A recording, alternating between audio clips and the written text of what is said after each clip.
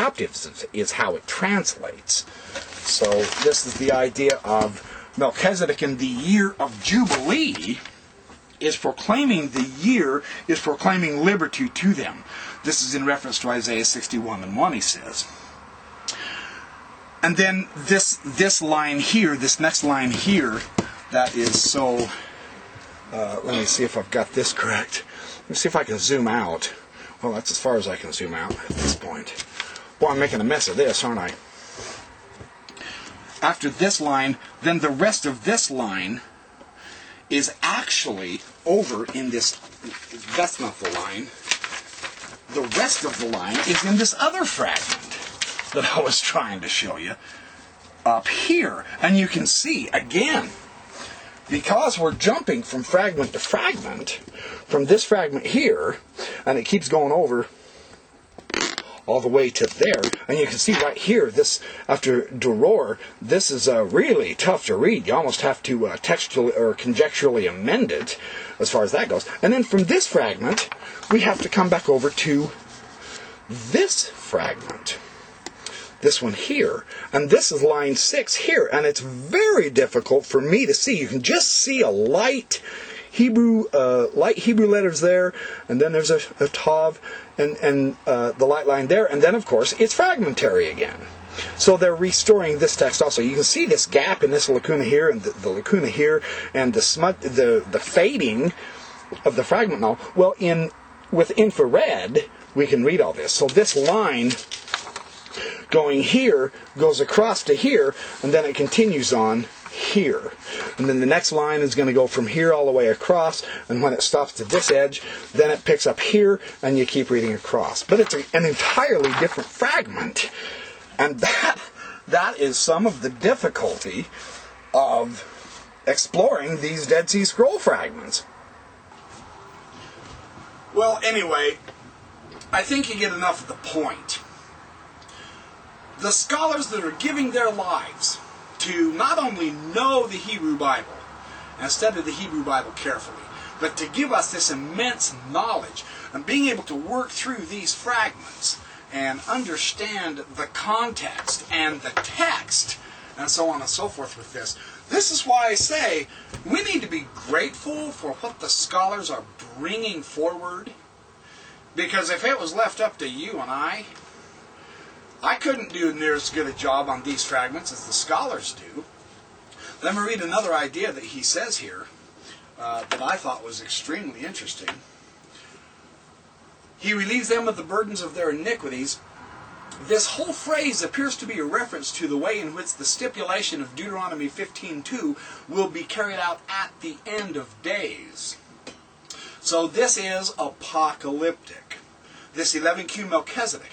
And the reason why is later on in the fragment, Melchizedek appears as the warrior king, bringing with him his lot into the final battle of the sons of light and the sons of darkness. And the sons of light are going to have their burdens and their iniquities lifted. And the sons of darkness, the lot of Belial, as the 11Q Melchizedek calls them, this lot of Belial is going to be destroyed because they kept their iniquities. And so it's an apocalyptic judgment day. Now, these judgments are carried on by El. El is in charge. The God, El, the Elohim. And Melchizedek is specifically identified as one of the Elohim. Line 10, I'm going to get to this real quick, because he is basically taking he has been given, I'll put it this way, he's been given the authority, the office, the powers, the priesthood of El himself, and because of that, and it's in the Songs of David. This is what they say is in the Songs of David, and it is in the Elav Hashirim David, and it's tough to read this part. Amar Elohim. He is given the lot of Elohim, and because he has the authority of Elohim, he is considered one of the Elohim. He's one of the gods who has the authority to bring forth the righteous angels to help Israel fight the final end battle. This is how the Dead Sea Scrolls folks, the Qumran community, envisioned their context, their situation, their life. Well, they believed the temple was polluted. So this group of Jews takes off into the wilderness. Now see, this is a Book of Mormon thing. The Book of Mormon depicts that there is a group of Jews who left Jerusalem before the destruction from Nebuchadnezzar in 600 BC. Nebuchadnezzar swept in with the Babylonians, wiped out the Jerusalem temple, destroyed Jerusalem, took the Jews' captivity back to Babylon. When these Jews returned from Babylon, they rebuilt the temple, but the texts of Enoch say that this was an apostate generation. And Andrei Orloff and Margaret Barker has discussed this in extensive detail. It is an apostate generation. Well, the Jews at Qumran believed that the temple was polluted, so they went out into the wilderness, and they were awaiting this powerful deity, angel deity, Melchizedek, to bring the angels of heaven to fight their battles.